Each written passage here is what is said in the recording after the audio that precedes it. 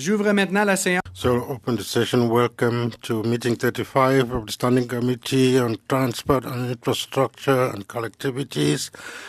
In accordance with Article 108 of the rule, the motion adopted by the committee on Thursday, we're here to study labor shortages in transportation throughout Canada. Today's meeting will take a hybrid form. Following the rules established in the House in 2021, MPs can participate in person or through Zoom. Members of the committee, we have from the Airline Pilots Association International, Tim Perry, President. We have from Canada's Building Trades Union, Sean Strickland, Executive Director, appearing by video conference. We have from the Canadian Air Traffic Control Association, Nick von Schoenberg, President. From the Prince Rupert Port Authority, Ken Veldman, Vice President, Public Affairs and Sustainability by video conference. And from WestJet Airlines, we have Andrew Gibbons, Vice President, External Affairs. We will begin with opening remarks, and we will start with the Airline Pilots Association International. Appel au règlement, Monsieur le Président. Oui. A point of order. I just want to have some confirmation that all witnesses have been audio tested and that those who are here virtually, yes, I was here when the sound check was done, and I can confirm that there was a sound check for all our witnesses that are with us. Thank you, Mr. Bastelo-Duval. Opening remarks with the Airline Pilots Association International. The floor is yours. You have 5 minutes.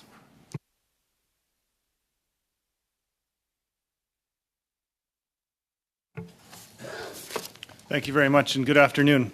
My name is Captain Tim Perry. I am President of ALPA Canada. On behalf of over 6,000 professional pilots at 16 airlines in Canada, I appreciate the opportunity to provide comments to the committee for its study.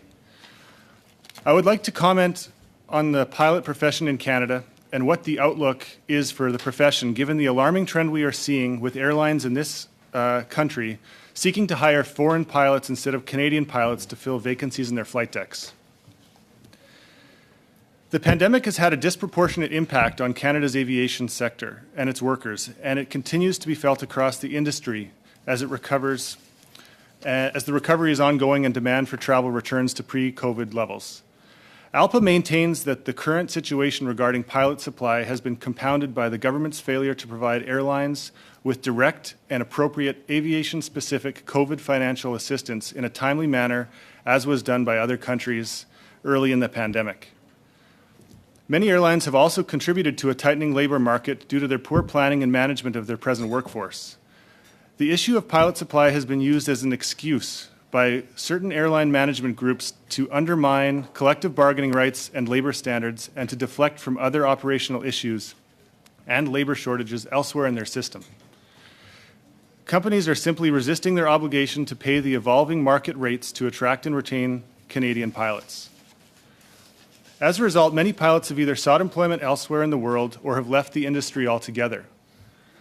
We believe that collectively bargained financial incentives to re-enter the Canadian industry is the best solution because these highly skilled individuals can be back on the flight line in the shortest possible time compared with training new pilots.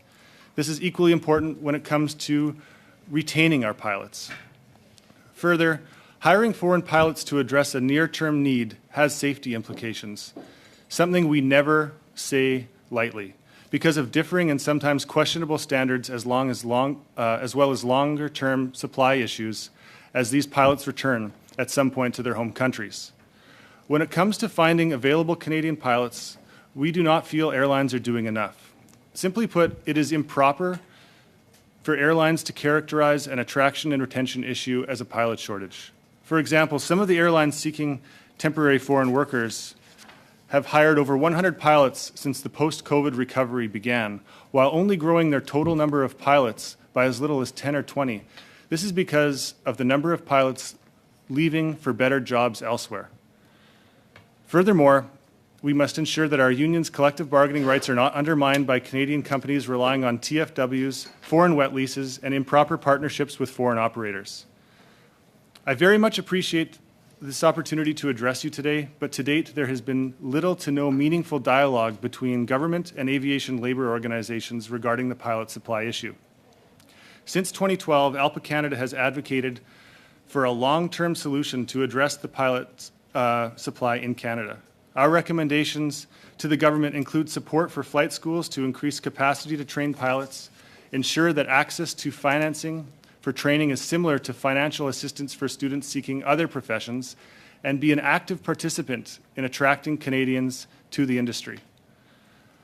In conclusion, airlines should bargain adequate incentives to attract those Canadian pilots who have left the country or the workforce entirely before any request for foreign pilots is made. The federal government needs to take an active role in the training and retention of Canadians by aligning federal funding support for the education required to become an airline pilot with that of other highly skilled professions. The federal government must also make aviation education more accessible to minorities and underrepresented groups so that our aviation workforce reflects the communities and customers our industry serves. ALPA remains a resource in the management of aviation safety and in the sustainability of our industry. We look forward to working with you together to ensure a safe, strong, and competitive airline industry in Canada. Thank you very much, and I look forward to your important questions. Thank you very much, Mr. Perry. Next, we have the Canada's Building Trades Union. The floor is yours. You have 5 minutes.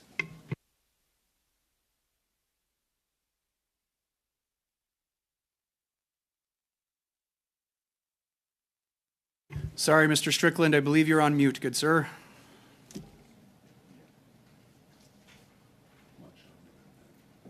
Sorry, you'd think I would have figured that out by now. No worries. I'll make sure that your clock is started, so your 5 minutes begins now. Thank you very much, Mr. Chairman, members of the committee. I really appreciate the opportunity to address you today on the issue of labor availability in the transportation sector. My name is Sean Strickland. I'm the Executive Director of Canada's Building Trades Unions, and I represent 14 international construction unions, 60 different trades, and over 600,000 members across Canada. This includes Teamsters Canada, who appeared before the committee previously. They represent over 125,000 members. Members of the Teamster Locals in Canada provide packaging, transportation, and warehousing of goods and materials in almost every sector of the economy, including the construction sector. According to Stats Canada, as of 2017, 90% of freight shipments in Canada are hauled by truck. Truck drivers are an integral part of the construction industry supply chain. As the committee has heard, labor availability across a broad range of sectors has been heavily impacted since the pandemic. The construction industry is no different.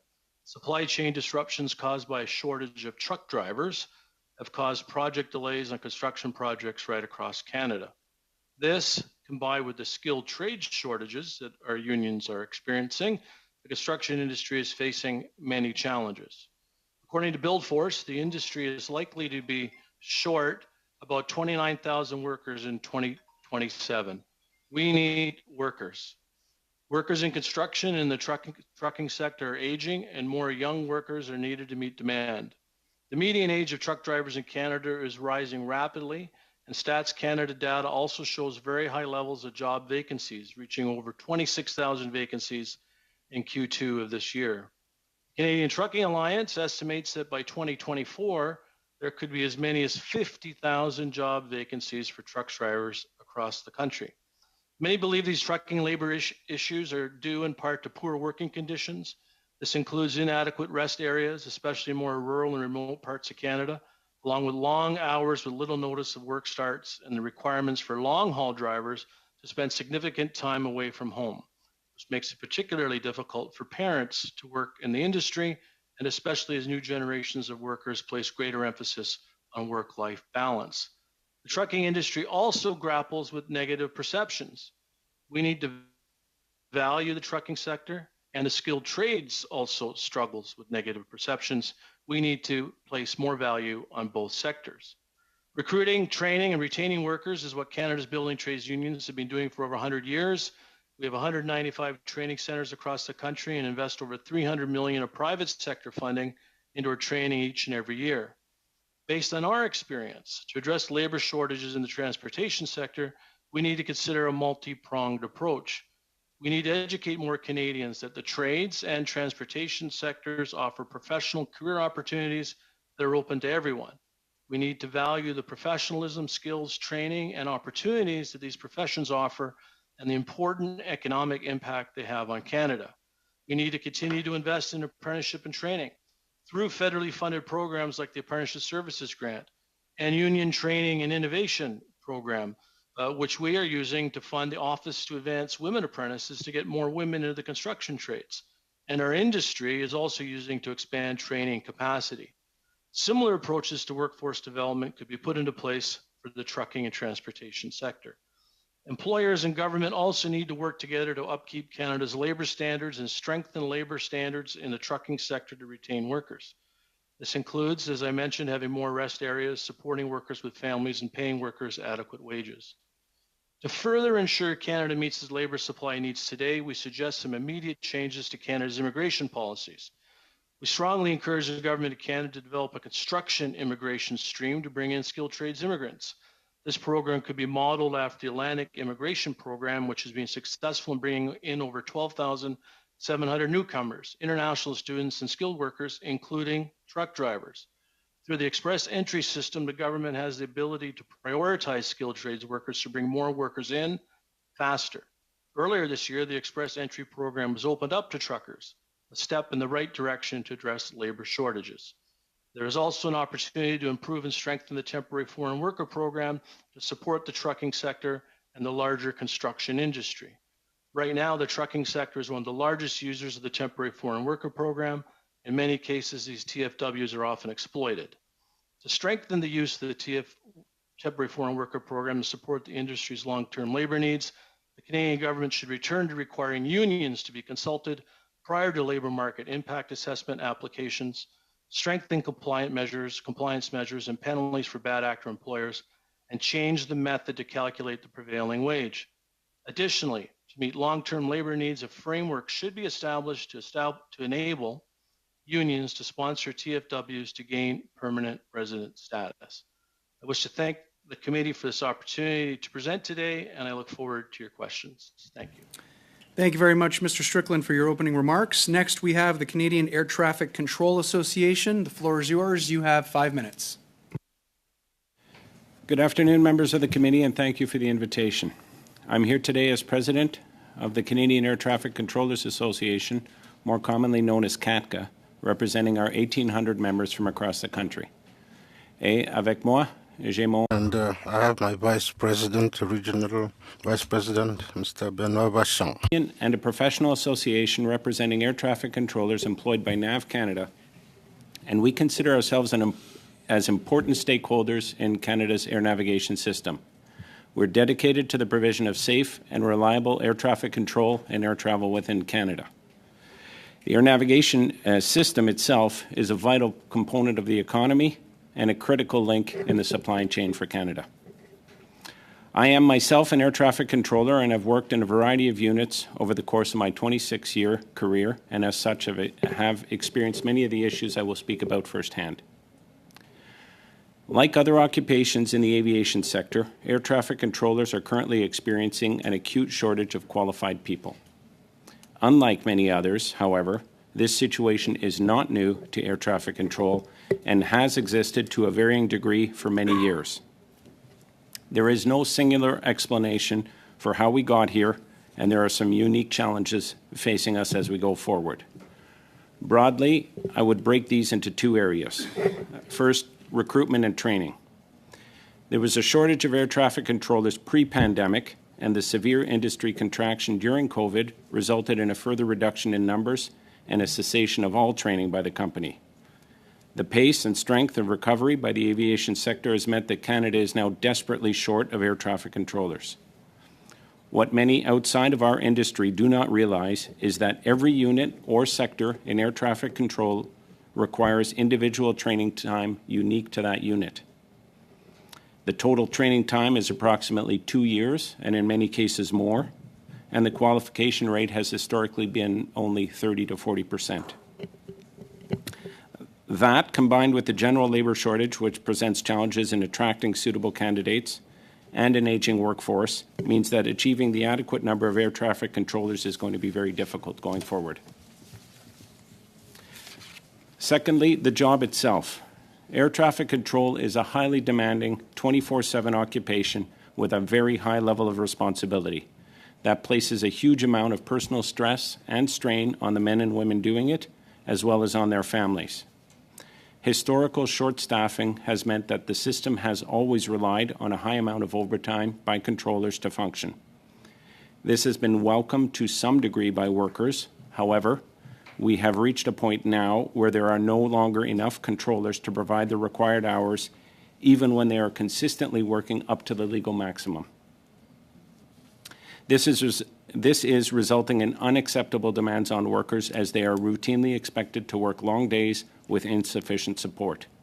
The incidence of single stand time, where a controller works alone with no relief, has become commonplace in our industry. CATGUT does not support this practice. I believe Canadians would want at least 2 controllers in every control tower and control unit, in the same way that they expect more than 1 pilot on the flight deck. It is not responsible to rely on 1 unsupported controller on their own. So what do we need to do? First, we need to focus on training, and we can't stop. We can't risk shortfalls in staffing by focusing on absolute minimum numbers. We need to build resilience into the system by developing a reliable, ongoing training system which supplies a steady stream of controllers. This should be a stated long-term objective by NAV Canada. Second, we need to manage attrition by focusing on retention. This is perhaps the only way to address short and medium-term challenges in staffing. NAV Canada needs to keep every air traffic controller it has, and they have to be willing to do anything it takes to do that. This goes for the entire country, but is particularly true for some very important units, such as Toronto Pearson Tower, Vancouver Tower, Montreal Terminal, which are particularly vulnerable. Third, we need to get creative and collaborative. Throughout the pandemic, labor relations reached a low point, and there have been a number of workplace initiatives and policies which have had a very severely negative impact on engagement and workplace morale. If we're going to expect people to work together to get through this, that's going to have to change. We're going to have to come up with some common sense solutions to scheduling, which will unlock resources and address fatigue at the same time. We're going to need to agree on some common sense fatigue rules for air traffic controllers, which the employees will actually support. And we'll need to agree on ways to get controllers access to reasonable opportunities for leave and vacations when they want them, so they can maintain some degree of work-life balance.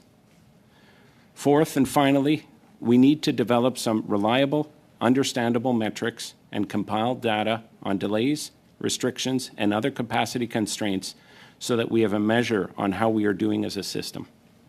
We can't address bottlenecks in the system if we don't properly identify where they are. Those are my remarks. I genuinely hope these observations and recommendations will assist the committee, and I'd be happy to provide any further information and welcome any questions from the committee members. Thank you very much. Merci. Thank you for your opening remarks, Mr. von Schoenberg. Next, we have the Prince Rupert Port Authority joining by a video conference. The floor is yours. You have 5 minutes. Thank you for the invitation to speak today from the traditional territories of the Tsimshian people. The Port of Prince Rupert consists of terminals that facilitate Canadian trade through intermodal containers, dry and liquid bulk, and cruise facilities. We currently ship about 25 to 30 million tons of cargo annually, as well as 40,000 cruise passengers. Our cargo volume represents $50 billion of Canadian trade goods, making it the 3rd largest port in Canada. For context, and to emphasize the underlying theme of growth, this represents an increase in trade from less than 5 million tons as recently as 2005. Our current investment portfolio of advanced projects is in excess of $2 billion, and we forecast volume to increase to over 40 million tons over the next decade. Prince Rupert's continued development is integral to national supply chains, Canada's Indo-Pacific trade agenda, and the interests of many industries to grow, transform, and diversify in a rapidly changing world. The recent report from the National Supply Chain Task Force makes important recommendations. It recommends immediate response actions to address labor needs that include attracting Indigenous workers, expanding, expediting, and supporting TFW and immigration sources, encouraging more truck drivers, and developing a transportation supply chain labor strategy that covers important elements of labor force development. We broadly endorse all of these immediate actions and are pleased to see the urgency that is attached to them. In addition, we would also emphasize that supply chains have critical geographic nodes like ports that need special attention.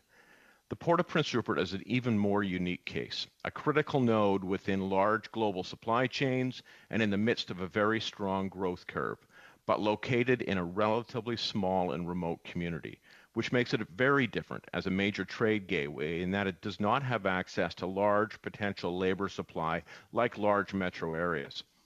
Immediate fixes for labor force shortages are challenged by a small population and labor force that offer little resiliency and redundancy within the region. The growth of the Prince Rupert Trade Gateway and its supply chain businesses has provided Prince Rupert and northern BC with a critical economic engine, but it has also benefited the national interest with critical supply chain capacity, diversification, and resiliency that has benefited trade. Prince Rupert has a population of roughly 13,000 people. About 2,000 jobs within the community are directly tied to port-related employers. It's truly a big port in a small town. And its development has been a remarkable economic development success story that includes a broad distribution of opportunity, such as noting that 38% of our local port labor force is Indigenous, which reflects the unique demographics of BC's North Coast. However, the reality is that the local labor force is largely maxed out. Local hirings in one business create a shortage in another. Employers in sectors such as healthcare, education, retail, personal services, food and beverage are impacted as much as direct port employers. Population growth through new residents is a critical factor as capacity and volume grows. Quite simply, we need more people to work, to train, and to create a balanced and diversified local economy. However, that population growth is challenged by difficulties in recruiting to a small town in a relatively isolated location. Local employers have been innovative and actively cooperate in recruiting efforts, but progress is daunting. Shortages of housing, public services, and private sector services make that task more difficult. Local municipalities are challenged to keep up with infrastructure needs, in particular in Prince Rupert, where basic water, sewage treatment, and road infrastructure are decades and even up to a century old. Now, I know the challenges of small, isolated communities creating livable cities that match modern-day expectations are not unique. But in this case, because of Prince Rupert's critical strategic role in trade and the national supply chain, the ramifications for Canada's national interests are significant. Being in a small northern town is a logistical advantage for the port, but also creates challenges in the context of supporting fast growth. As a port authority and as a local business, we're leaning hard into solutions through local investments and capacity support, but we need more. As part of its national supply chain strategy and associated supply chain labor force strategy, the Government of Canada should consider a more proactive role in providing A, direct financial assistance to port or gateway municipalities for increased capital infrastructure where it outstrips their financial capacity to do so, and B, prioritizing local partnerships in those same regions that address labor force supply impacts and issues that result from national trade moving through local gateways. We trust you will consider this information in your report. Thank you. Thank you very much for your opening remarks, Mr. Veldman. Next we have from WestJet, Mr. Andrew Gibbons. Mr. Gibbons, the floor is yours. You have 5 minutes. Merci, Monsieur le Président. Thank you, Mr. Chair. Welcome.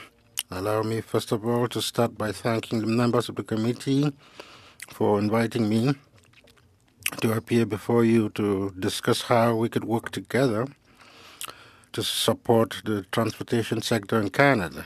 The new Shadow Minister of Transport, the member for Chilliwack Hope, and welcome to other new members of the committee.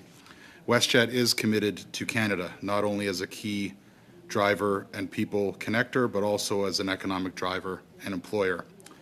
But the COVID-19 pandemic and related travel restrictions has created the greatest crisis that our company and our sector has faced. Our recovery has been long and arduous, and the impacts of the pandemic are still being felt. We're not out of the woods. We're still facing the effects of this crisis, including significant increased costs of doing business, like the cost of aviation fuel and other externalities. But demand for travel has come surging back, and we're doing our best to be responsible and transparent leaders, which is what our guests, our employees, and indeed Parliament and government expect of us. Some statistics to give you a sense of where we are as an organization. We currently fly more than 500 flights daily, to and from 110 destinations, flying more than 50,000 guests per day.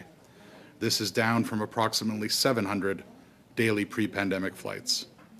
There's been tremendous change in our labor situation, and we've seen the greatest pace of hiring we've ever seen, with more than 1,000 new or returned staff in the past year, including 500 pilots, 500 cabin crew, and 230 contact center agents.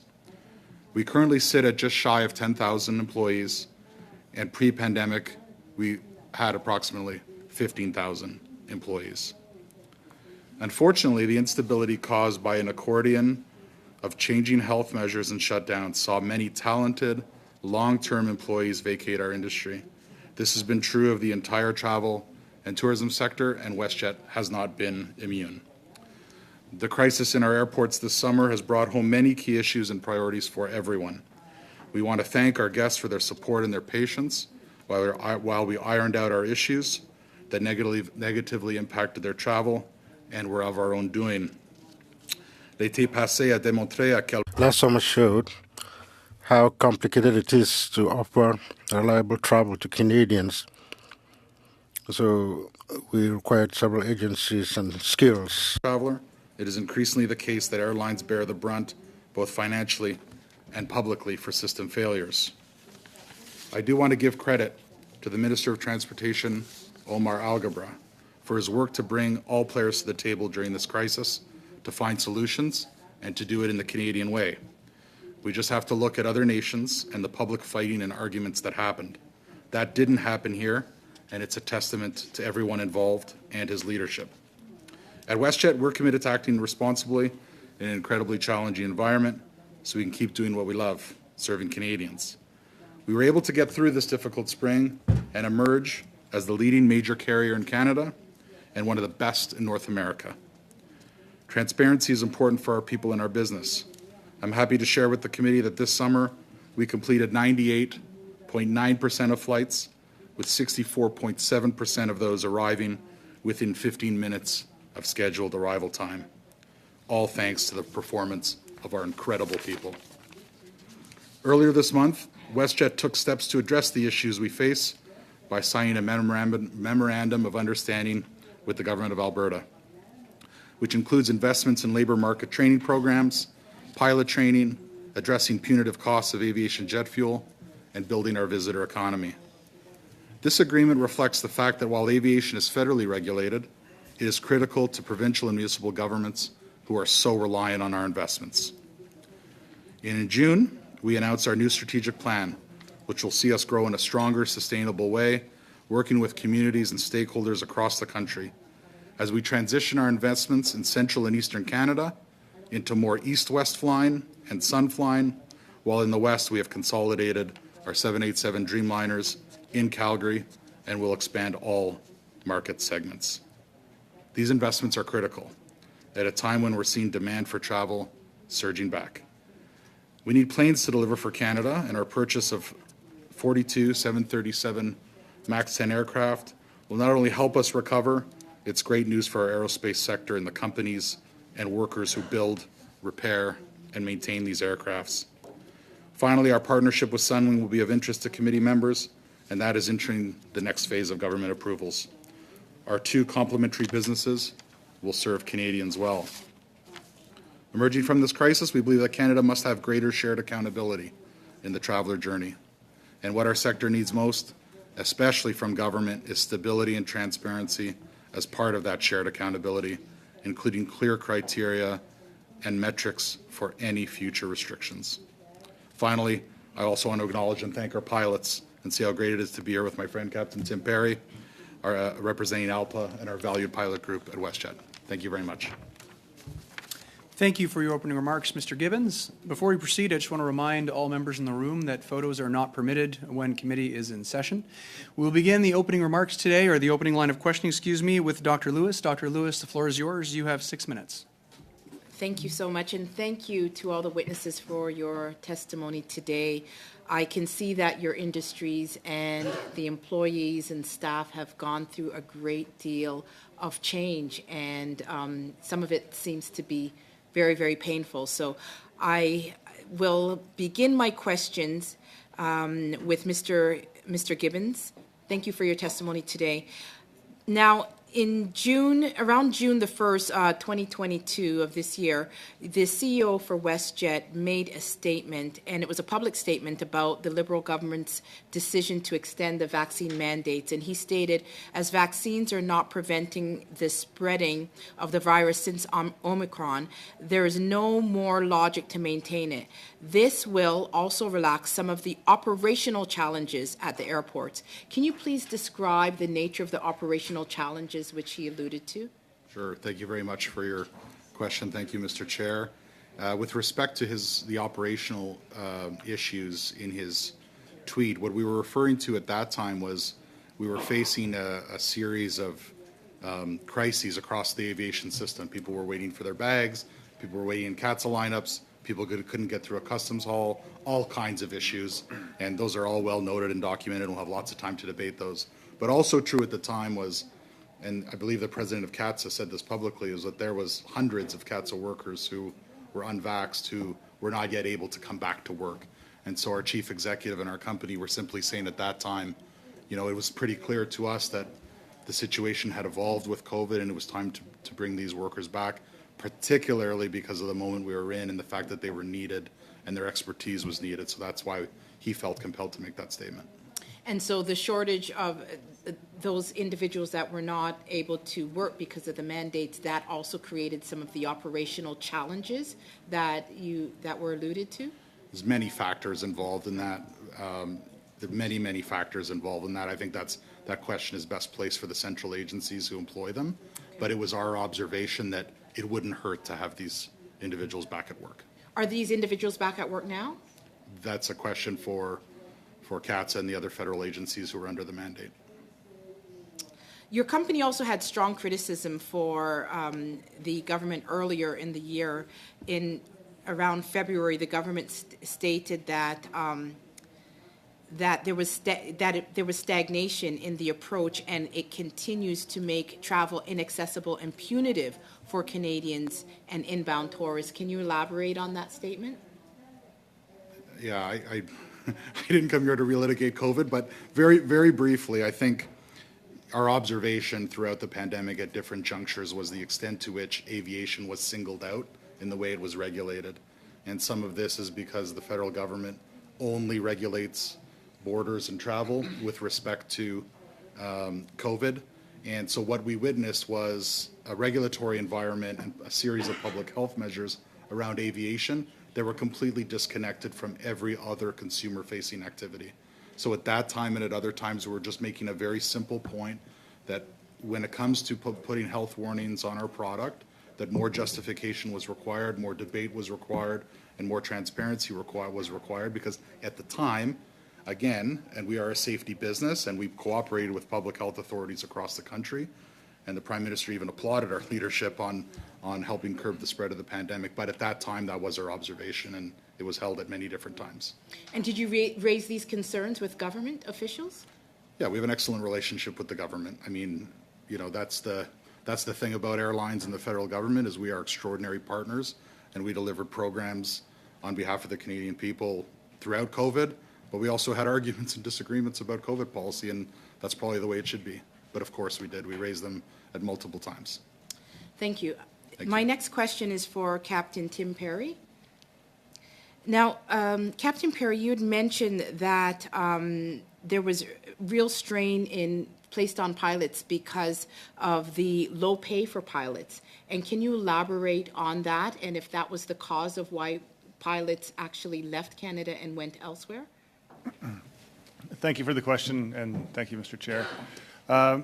The the supply and demand curve for any human resource or any resource for that matter is pretty elastic. I think that our position is that the value of pilots has evolved over some period of time, and that pilots are leaving for better jobs either in our country or outside of our country, and I think that's in part a reflection of how the pay at various companies has been slow to evolve, I would say. Are there any government-sponsored internship or training programs that would attract underrepresented communities to that industry? Well, it's actually been our long held view that we need to invest in exactly that type of programming so that we can attract and retain, attract pilots at the very entry level of the industry at the training centers, and and then we also need fair collectively bargained contracts so that those pilots can be attracted and retained throughout their career. So I think that we are, if there are programs such as that, they're too few, and it's absolutely our view that that's should be a major focus of this country's investment starting now. Thank you. Thank you, Dr. Lewis, and thank you, Mr. Perry. Next, we have Ms. Katrakis. Ms. Katrakis, the floor is yours. You have 6 minutes.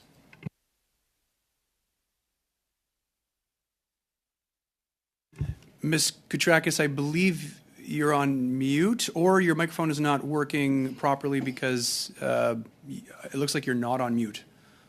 If you could just check your connection.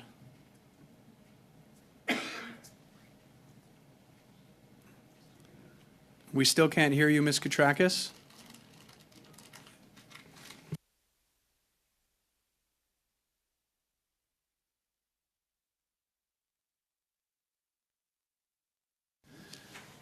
Ms. Katrakis, just bear with us here. We're going to look into why we're not able to hear you in the room here.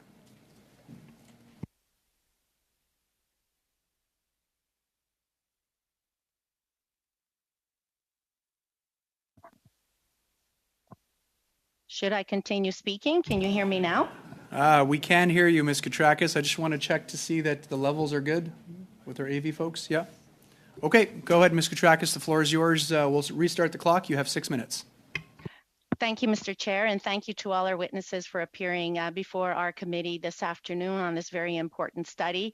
And thank you to you and all your members for all the incredible work that you've been doing during the pandemic. I know that this has been a very trying time for everyone, and to hear in the testimony that there's been collaborative efforts between the governments and all the stakeholders, I think is a testament to who we are as Canadians, and I thank you very much. For that. I would like to ask Mr. von Schoenberg, we have heard a lot of discussion about how delays in processing medical certificates is exacerbating labor shortages. Is this an issue with air traffic controllers, and what has been the experience of your organization? Been an experience or a problem. I would not characterize it as a widespread problem, but we did have some issues. Obviously, over the course of the pandemic, I alluded to it in my opening remarks. We work in a stressful occupation. There's medical licensing requirements along the lines that pilots have. And there were a number of people that lost their licenses for various reasons, and we encountered a number of difficulties and delays with the bureaucracy of getting licenses back with the medical officers. We did actually raise that issue with Minister Alghabra and with other officials in the ministry, and I believe they took steps to address it. Our experience has been that recently it seems to have been much better. We're talking a fairly small sample size here, so I don't want to say that it's completely resolved. There's still some issues, but it seems to be much better than it was. And I wouldn't say it's a major problem at this time. Well, great. I'm really happy to hear that, because I know that we can always do better, and the fact that we're doing better is really great. Continuing with you, Mr. Schoenberg, is there new technology that could facilitate the work of air traffic controllers and reduce the stress on them? And in general, what is your attitude towards technological innovation? That's a giant question. Yes, air traffic control, there's a lot of technology. It's a very tech-heavy field. I know that the company has several initiatives. Excuse me, Mr. Schoenberg, and I'm sorry to cut you off, and excuse me, Ms. Koutrakis, but we do have the indication that a vote has been called, and so I just want to ask for unanimous consent by members that we continue with the round of questions. No objection? Yes. Yeah, we're good. Thank you very much. Mr. Schoenberg, please proceed. There are several major initiatives, tech initiatives that the company is undertaking.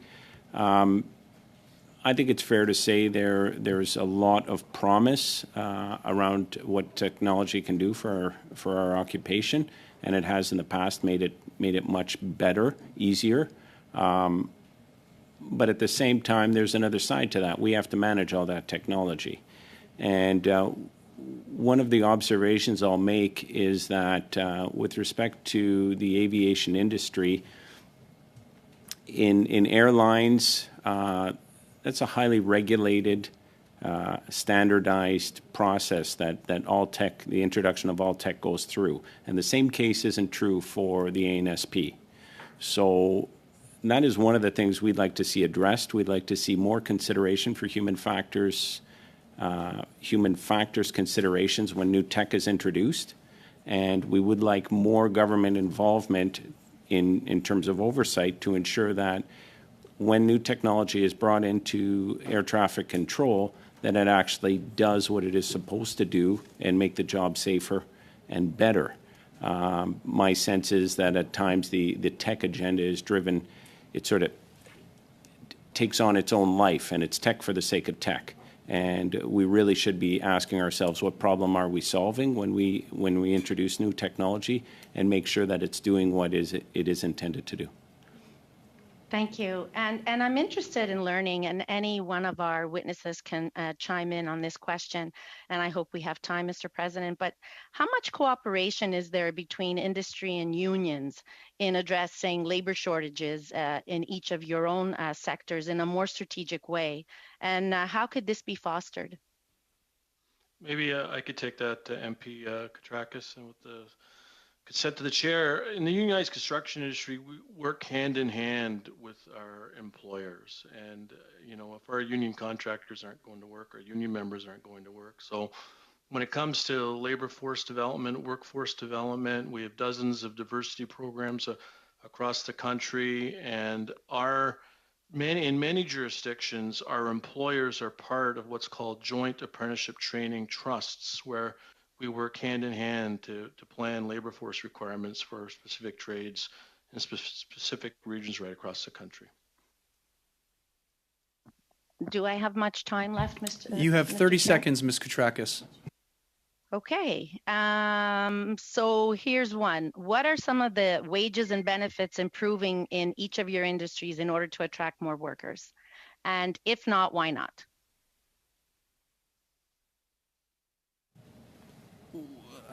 Well, we're just about to go into collective bargaining, so that's $1 million question. We'll see what happens. I love million-dollar questions. Thank you, Mr. Schoenberg. Thank you very much, Ms. Koutrakis. Next, we have, prochainement, nous avons Monsieur. We have Mr. Balder. You have the floor for 6 minutes. Thank you, Chair. My first question will be for Mr. Perry from the Association of Airline Pilots. We have seen a few months ago at the Mirabel Airport, we saw a situation where the rates went up drastically for airline pilots in a situation where we say there's a shortage of pilots. So how do you experience this when you see that there are airports that decide to modify significantly their policy or their regulations just to get rid of pilots? In the case of Mirabel, it wasn't about noise. They just wanted to avoid providing the service. I think that you raised an excellent point. If we're going to take a step back and realize that that there is a tightening labor market for pilots. And if we're going to think strategically about it, we can't be closing flight schools or impeding them from training pilots. We have to be doing the opposite. And there are multiple ways through consultation that any concerns that may have been raised along the way could be addressed. I think closing or impeding flight schools is a strategic mistake. We need to be making those investments so that we have a long-term stable supply of well-trained, qualified pilots in Canada, and it's our obligation to do so. So the steps taken at Mirabel, I think, from what I know and from what you've brought to the attention of all, were, I think, mistakes, and I think we have to not only learn from them, but apply a broader strategy so that those types of things don't happen in the future. And earlier you said you were concerned about seeing foreign pilots coming onto our markets. What does this really mean as a threat? A lot of companies are doing this. Is this a significant number of pilots? And why? Why do we have recourse to these pilots? Is it because there are just no pilots available here, or are there other reasons?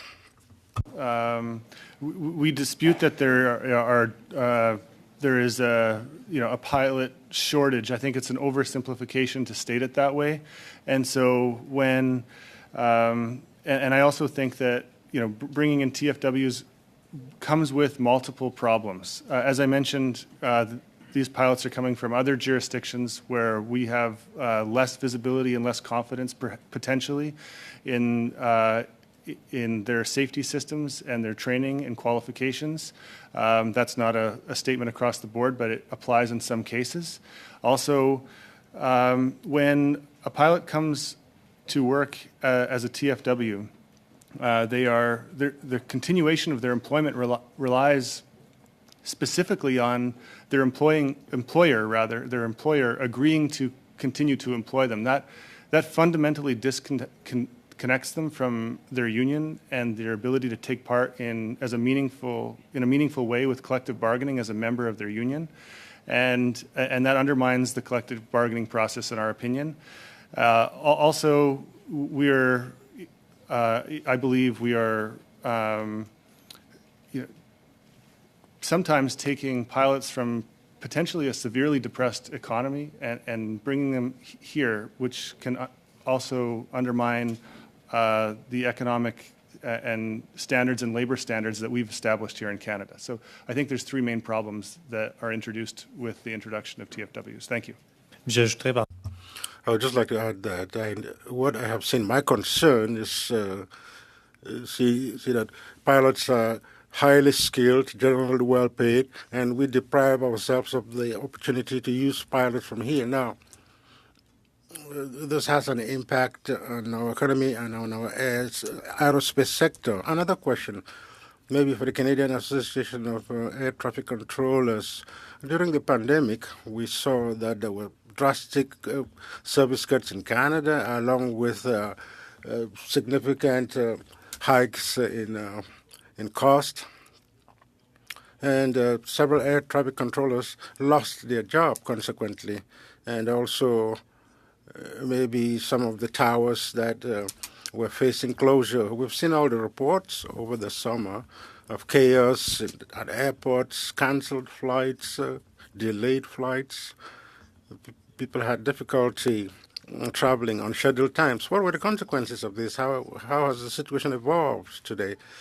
It's up to you to tell us this. Is there a risk that these threats of closures that we've seen in the past should come back, maybe this time under the pretext of labor shortages, whereas these needs are still there in the field? It's a fairly broad question. Yes.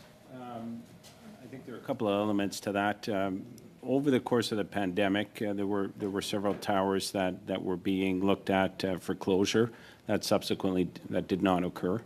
There were also a number of air traffic controllers that were put on layoff notice, and that did not occur either. Nevertheless, a total number of controllers did reduce over the course of the pandemic. The recovery, as I mentioned at the outset, has been faster than projected. And we are now in a labor shortage where we don't have enough controllers, and that is resulting in restrictions and delays. Over the course of the past summer, I think it's fair to say that those types of issues were existed broadly across the industry. And so what was attributable specifically to air traffic control may not be as evident. Okay, However, given our lengthy training time, I think it's fair to say that much of the rest of the industry is going to recover before we do. And Thank so, you very much, Mr. von Schoenberg. Unfortunately, there's no time left. Next, we have Mr. Bachrach. Mr. Bachrach, the floor is yours. You have 6 minutes. Thank you very much, Mr. Chair. And I am getting an unstable internet signal, so if I'm not coming through, please let me know. I want to thank all of our witnesses for their presentations on this important topic, and especially a big hello to Mr. Veldman, who I believe is in Prince Rupert. Today I'm in Terrace, BC, just down the road from him. And I wanted to allow him to expand a bit on his presentation on the Port of Prince Rupert, which is obviously an exciting expansion story in the Northwest. And Mr. Veldman, you mentioned, the need to attract a considerable number of new residents to the community of Prince Rupert. I wonder if you could talk a little bit about the initiatives the port has undertaken in partnership with the community to attract new people to take those positions. Yeah, thank you. I'm happy to. And they've been both in a general way within the community as well as specific into labor. And speaking initially from a Port Authority perspective, one of the things that we've been able to do is actually act as a bit of a coordinator for not just our port-related employer partners, but also more broadly the community employers to put together kind of cooperative recruitment type programs, to be able to get into labor markets that are further afield, creating more awareness around not only employment opportunities within this region, but also what it's like to, quite frankly, live in a very unique and attractive part of our country. We also have been in the fortunate position where we actually take 5% of our net income as a Port Authority every year and invest that into, in partnership with community organizations, different capital assets that range from medical equipment to sports fields to art centers, et cetera, over the years. And again, with a real focus on legacy capital assets that really impact quality of life.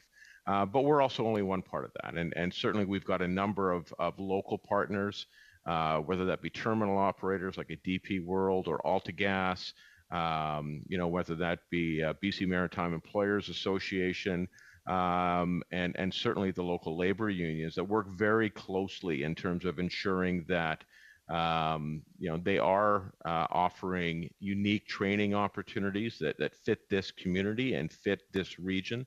And largely with a focus on our Indigenous population, and you certainly saw that theme come up within the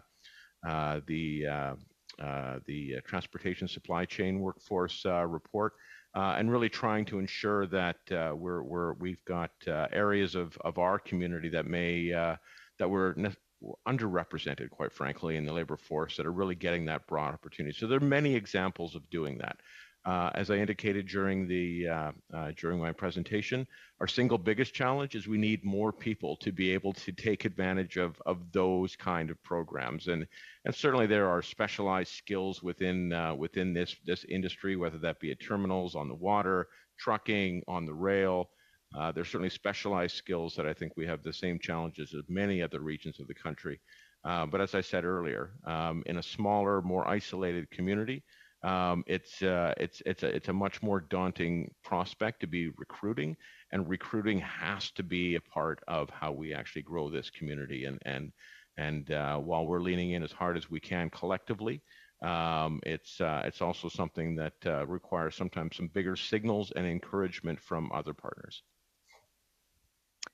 Thanks, Mr. Velbin. Now, port jobs are pretty high-paid industrial jobs, and that's wonderful for the portion of the population that's able to secure those jobs.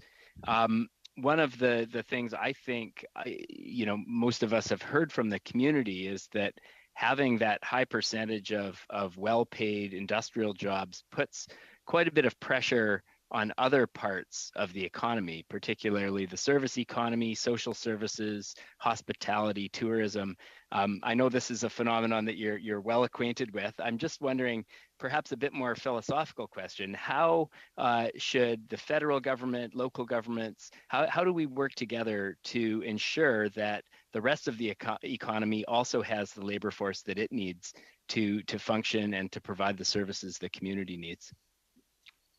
Thank you, and I hope that came across as a part of my presentation, that this certainly isn't just port-related employers that are facing labor shortage issues, but this really moves through the rest of the community as well. And while it's true, and Ms. Katrakis made the comment earlier around wages, and we've essentially seen average wages within the port industry almost double over the last 10 to 15 years. And an average wage that's in between $90,000 and $100,000 annually. So it does pay quite well. And to your point, Mr. Bachrach, for many jobs within the port industry, there's a relatively low barrier to entry from a skills and experience perspective. And while there are many benefits to that in terms of who we can bring into the industry, the other challenge to that is that that's also competing with other sectors that are often looking for labor force that traditionally matches up with those demographics, and when you've got a finite labor force, that is absolutely where the challenge is. Thank you very much. Sorry, time is up, Mr. Veldman. Thank you, Mr. Bachrach. There have been discussion amongst parties, and I just want unanimous consent to move forward with the second round, and all members will be voting virtually through the voting app. No objections? Thank you, colleagues. So we'll move to Mr. Strahl. Mr. Strahl, the floor is yours. You have 5 minutes. Thank you very much, Mr. Chair.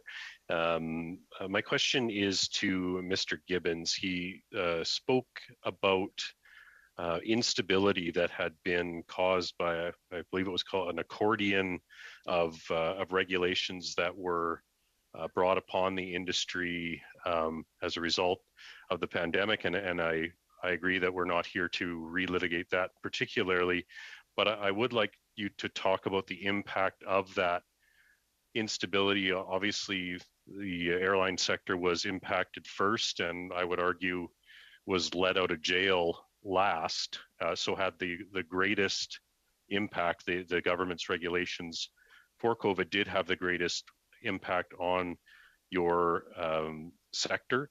And we've seen certainly in the energy sector, for instance, what uncertainty does to confidence, not only for workers, but for investors. We've seen hundreds of billions of dollars leave the country, hundreds of thousands of jobs leave the country as well when the government doesn't provide a certain regulatory environment. So could you maybe expand a little bit on what you meant by instability and how we can work together to ensure that you have the regulatory environment and the stability you need to succeed as a company? Great, thank you very much for the question, Mr. Chair. I think there's 3 buckets to the stability question. I guess one would be operational stability, the second would be financial stability, and the third would be labor stability. So as it relates to labor stability, whether you believe in the restrictions or not, believe they were justified or not, the reality of the situation for the travel and tourism sector, and this has been well stated by the entire sector, is that the nature of how restrictions were and were not applied did lead to people leaving the sector and choosing a more stable career path and more stable career options.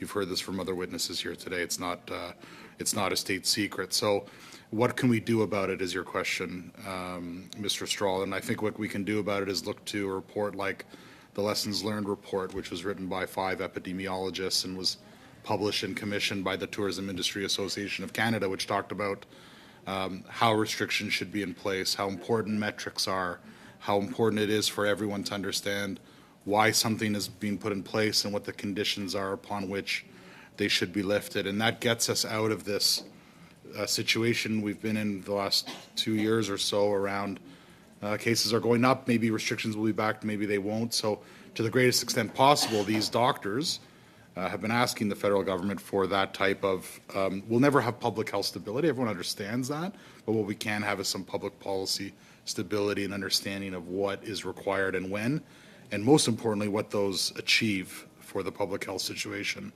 generally. Operationally, to your question, operational stability, I mentioned this in our remarks, and we'll be talking about this more this winter, which is that, I'll use the example, one evening in June, we had 700 guests miss their connecting flights in Toronto.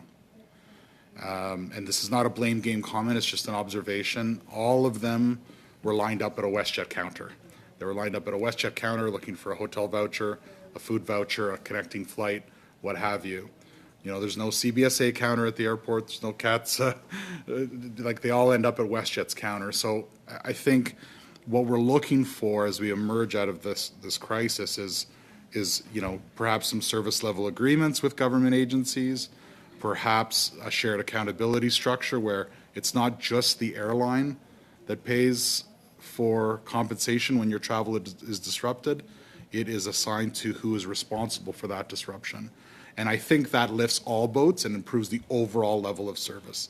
And if you accept that airlines are accountable for their faults, guess what? We do as well, which is why we're under regulation. We abide by it.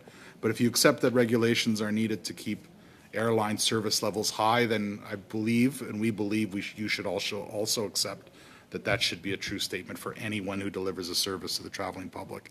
And we think that's do I have time? Sorry, for one more? I'm going on and on. I'll stop. 20 seconds, Mr. Stroll. Sorry. So when the government lifted the last restrictions, they said it was just a suspension. Can you comment on that part of it?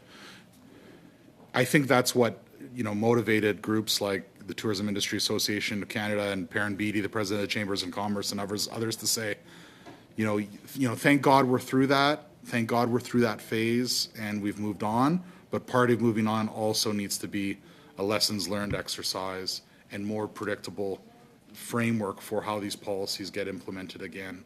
So, thank you very much, Mr. Gibbons. Thank you, Mr. Stroll. Next, we have Mr. Rogers. Mr. Rogers, the floor is yours. You have 5 minutes. Thank you, Chair, and welcome to all of our guests today. And I say hello, first of all, to Mr. Veldman. I was chatting with some of your folks at Prince Rupert Port Authority yesterday, and they gave me a quick overview of your long-term plans. Congratulations, it looks great, actually. And they advised me of some of the support you're getting through Canadian Infrastructure Bank and National Trade Quarter Fund, so that's great. And I remember when Prince Rupert stepped up to the plate when the floods in BC washed out highways and railways and so on. Critically important to our supply chain. So thank you for that. Mr. Chair, first of all, I want to read a statement that I have here that I've been thinking about. In response to the pandemic, the Government of Canada put in place a number of financial support measures. Canada wage subsidies, the Business Credit Availability Program, and the larger Employer Emergency Financing Facility to assist all sectors of the economy, including air transport. So for the air sector, the Government of Canada has provided rent relief from March to December 2020 for 21 airports, authorities that have ground leases with the federal government, as well as to comparable treatment for Ports Toronto, which operates Billy Bishop Toronto City Airport. And funding of up to $191.3 million for provinces and territories were also announced to ensure continuity of essential goods and services to remote fly-in communities. In addition, the Government of Canada announced an additional $1.1 billion in financial support for the air sector through a series of targeted measures designed to support regional connectivity, critical infrastructure investments, and the continued operation of Canada's airports. And And as I listen to our witnesses, of course, and I think back to the time of we were designing these programs and trying to work with the airline industry, I just want to ask Mr. Perry, how much more do you think the federal government should have provided? And can you provide a dollar amount to that question? Thank you very much for the question, and thank you, Chair. I think that it's well worth noting the extraordinary effort that went into stabilizing the economy and stabilizing the lives of Canadians, by this government. That does not go unnoticed by anybody, not myself, not our organization. My point when I was speaking in my remarks about the specialized funding, which I believe would have been helpful and was missing, was with respect to the fact that aviation is a highly specialized industry, and it requires specialized attention in its time of need, and that's what we found. Those programs, as valuable as they were, and as and given all the extraordinary effort that did go in, those programs failed to stabilize our industry. Our industry still entered a period of instability, and we don't believe that was necessary. I can't provide a dollar figure right now. I'd be happy to, return with one, but it's a significant investment that would have been required. But I think it would have and could have stabilized the industry. Thank you for that, Mr. Perry. So, talking about labor shortages, and we all keep talking about training and programs to get people in the industries, and we're talking about all industries. But for the airline industry, who do you think is responsible for training new workers in your industry? And what role do you see government playing? Any one of the airline industry folks can comment on that. Sure, I'm happy to do so. Thanks so much for the question. I did want to touch on the wage subsidy because I know it's an important important issue, and at the WestJet Group, obviously, we availed ourselves of that program. We're grateful for that program. That program kept a lot of our employees close culturally to our company and kept us tied to us, and if you know any WestJetters, you know how important that is, so we definitely availed ourselves of that program and are grateful for it. With respect to financial aid, obviously, it's a matter of public record. We did not take an agreement with the federal government. I can't explain to you why because we're under NDA, but that didn't happen, and it's a source of pride for many in our company that we did not do so, and that we stand on our own, today.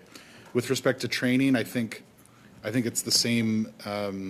I think it's the same message, Mr. Chair, which is that we're not waiting for government for the answer. So I mentioned our partnership with the provincial government, and I only mention that government because it's our home government. But one of the lessons out of COVID is everyone has to work together.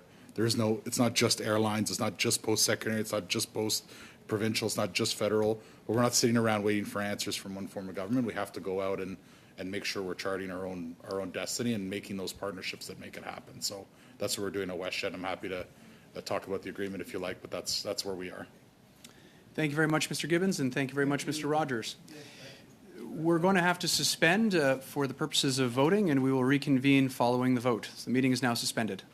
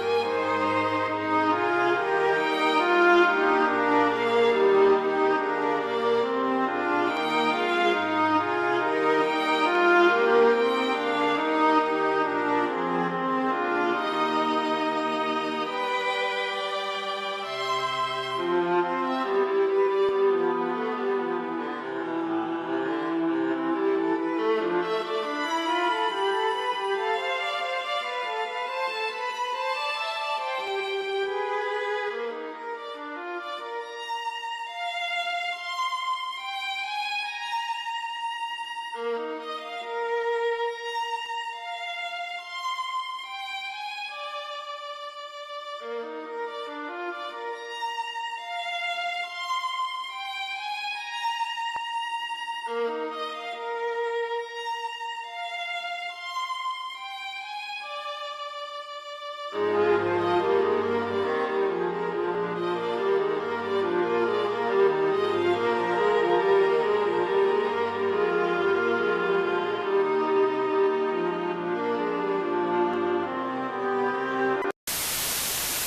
will resume our round of questioning with Mr. Barcelou-Duval. Mr. Barcelou-Duval. Mr. Barcelou-Duval, you have 2.5 minutes. My question will be for Mr. Gibbons.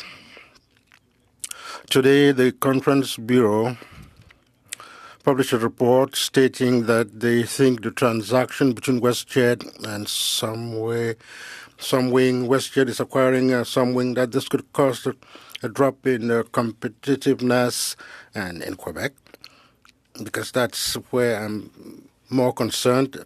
At the Montreal airport, they said they were worried about a concentration of flights towards Toronto following that acquisition.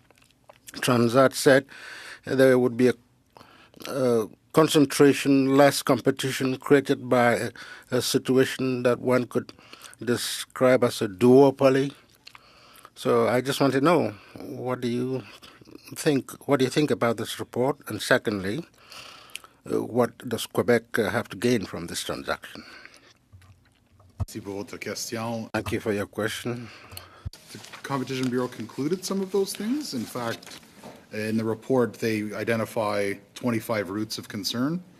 31 routes of concern, 25 in Western Canada, 5 in Ontario. So in fact, it does not highlight a negative impact for the province of Quebec.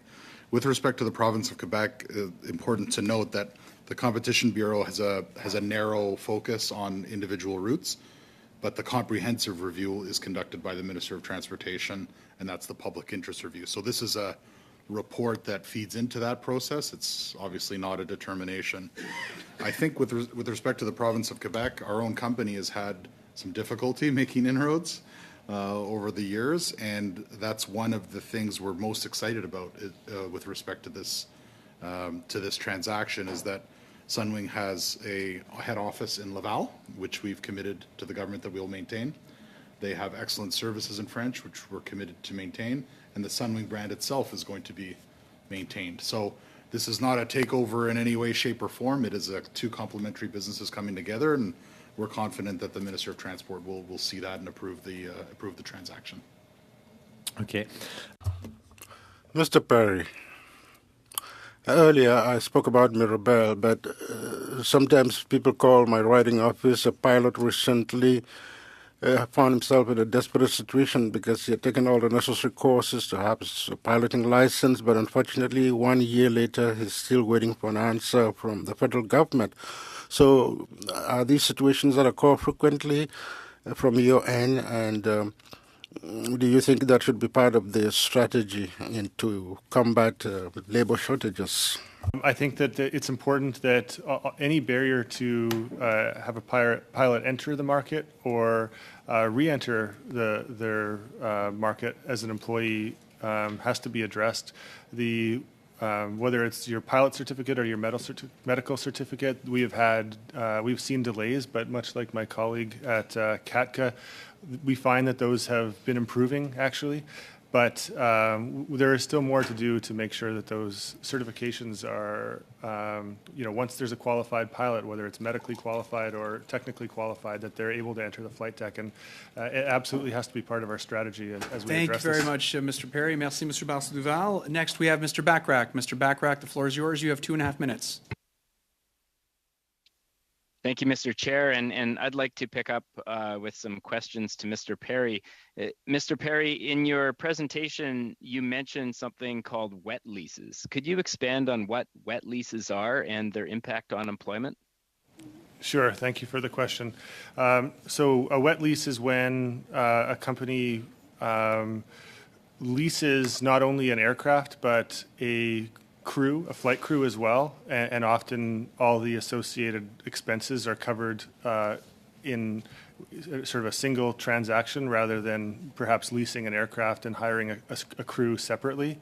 And if this is done improperly, it can disrupt the labor market and undermine collective bargaining of unionized groups because it's basically contracting out what could be and in some cases should be work that belongs to the bargaining unit. And then, Mr. Perry, following up on Mr. Barcelou-Duval's question about the WestJet Sunwing merger, or proposed merger rather, I'm wondering what your association's perspective is on that proposal and its potential implications on employment. So we have commented extensively on this transaction, and our position has been that as long as there's no layoffs that come with with this transaction, then it's something that we can support. We certainly don't oppose. As an organization, we're not opposed to the amalgamation of different businesses as long as there's labor protections, appropriate labor protections in place. And in your view, would that include restrictions on wet leasing? Yes, we would like to see restrictions on wet leasing and as well as no layoffs and other labor protections, certainly. Thank you very much. Thank you. Thank you very much, Mr. Bachrach. Next, we have Mr. Muse. Mr. Muse, the floor is yours. You have 5 minutes. Thank you, and thank you to all the witnesses for your testimony today, your observations, and your recommendations in particular. My question is for Mr. von Schoenberg and for Monsieur Vachon. Because you mentioned that perhaps in some instances, maybe with smaller towers, there's only a single controller there at one time, and I would imagine that's a concern from a safety perspective, or maybe you can elaborate on how that might be an issue and a concern. In my riding, there's Hamilton Airport, so I'm not sure if that would be one of the towers that will be impacted by that. And at Hamilton Airport, there's a lot of cargo coming in as well, so that impacts our supply chain when there are disruptions as a result. Two things I'd say. I guess, first of all, a single controller working doesn't in and of itself present a safety risk necessarily. However, we feel it's important that in a system that depends on redundancy to ensure safety, that situation should occur in staffing as well as in other areas, equipment areas. So if someone's working alone and something happens and you need some additional help, there's no one else there. No help is coming. And for the system overall, I think there's a challenge there with respect to resilience. If someone calls in sick, as happened recently in Hamilton, there was a single controller scheduled for, I believe, a 12-hour shift.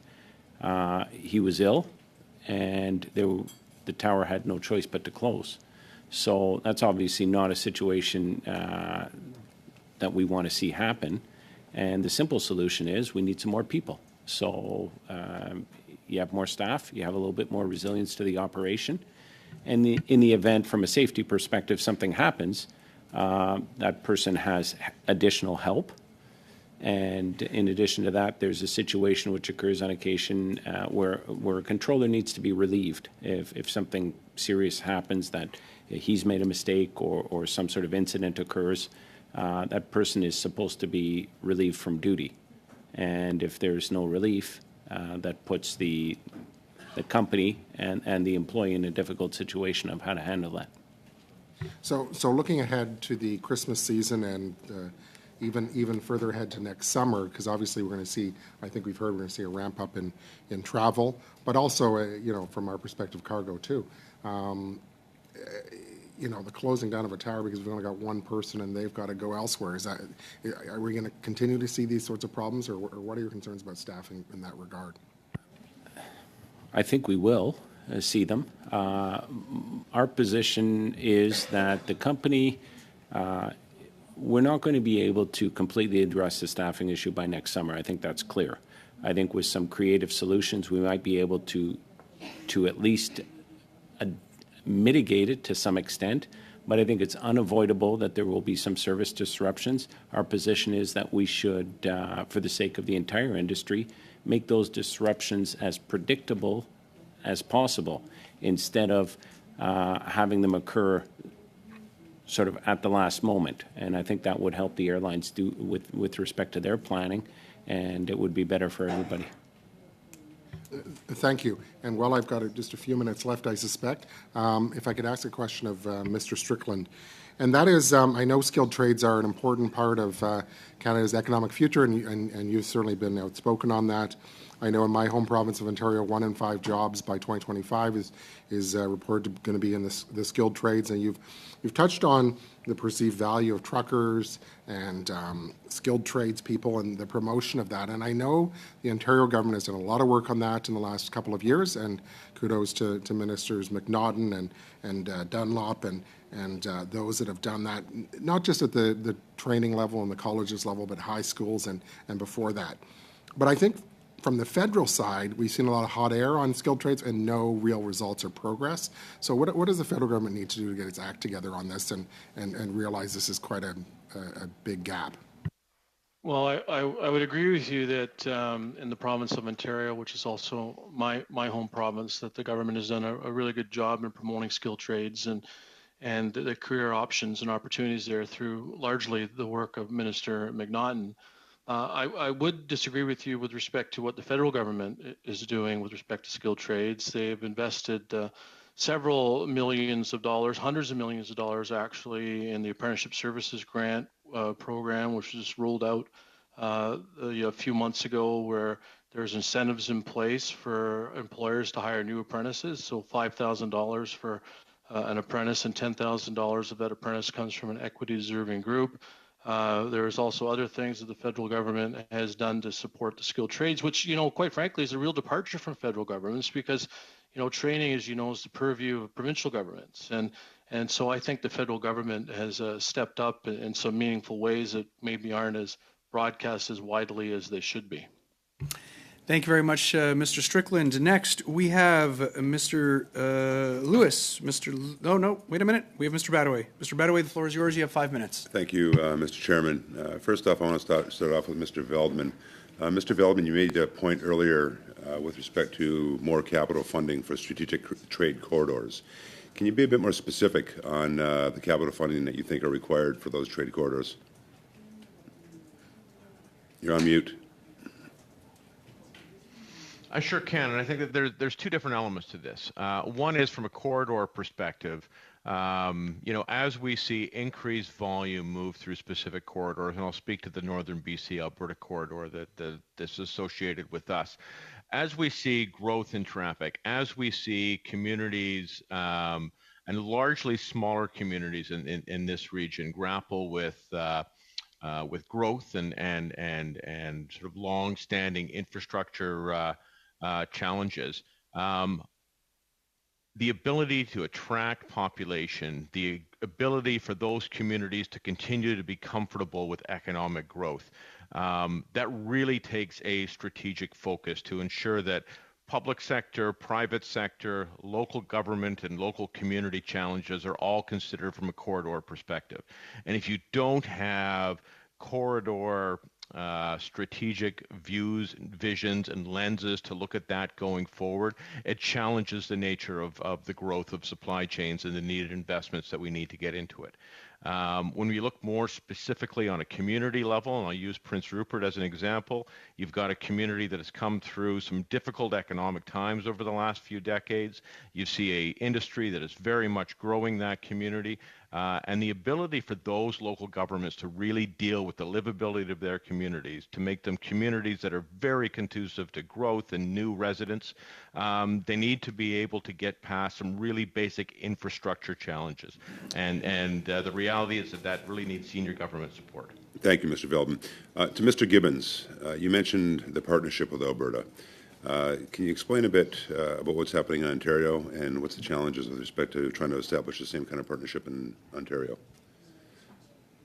No barrier that I know of, simply because we have not approached them with and positioned a similar agreement. So we began our process with our home government. It's where our headquarters are. Right. It's where we employ the most, and it's where the majority of our operations are. Perfect. So for no other reason, we prioritize the Alberta government, and Thank you. they were a willing partner, but any willing partner will be glad to sign. Well, thank you, Mr. Gibbons, and let's let's get that ball rolling. Sure, let's do that. Thank you. Got it. Mr. Strickland, Sean, great to see you again. It's a pleasure, and I appreciate your testimony. A quick question to you, Sean. With respect to the training across the country, there's always been, based on files that I've worked on for the past few years up here in Ottawa, I've heard loud and clear about the harmonizing of training and certifications across the country. Can you speak a bit on that as it relates to not only from the higher level, but down with respect to the transportation sector? Do you think it will be beneficial, as it is with the Red Seal program and other programs, the harmonizing of training and certifications across Canada? Certainly, I think the more harmonization we can do across Canada, the better it is for workers, and the better it is for the Canadian economy. And the harmonization of the skilled trades, I mean, we made some good advancements with Red Seal trades and also Gold Seal certifications, but the system's still not perfect. Definition of trades in different jurisdictions varies. From one province to another, they don't specifically align in terms of a definition of certain trades, and that creates a barrier to mobility and to testing for trades when they travel across the country. So, we have a small labor pool in Canada with a growing economy with increased immigration. This harmonization piece is a critical area that needs to improve to help meet these labor demand challenges. Thank you, Mr. Strickland. Mr. Thank you. Joe. Thank you, Mr. Badaway. Mr. Gibbons, recently WestJet made a major announcement in Calgary, doubling its capacity with a 787 Dreamliner Global Connectivity Hub. That's in my constituency, and I was very excited about the announcement.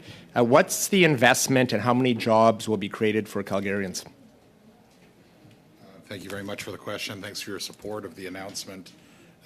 Just to restate what the announcement what we did announce was that our suite and series of 787 Dreamliners, which is our wide-body fleet, will be exclusively housed in Calgary for transatlantic and trans-Pacific flights. And Mayor Gondek joined us, and others joined us that day to celebrate this investment, because they know it's going to bring the critical mass to Calgary, which allows for some of these key flights for foreign investment, key flights for investment attraction, and so on and so on. So it was a big moment for Calgary. When we announced the actual routes we're going to bring to the community and to all of Western Canada, it's not just a Calgary investment.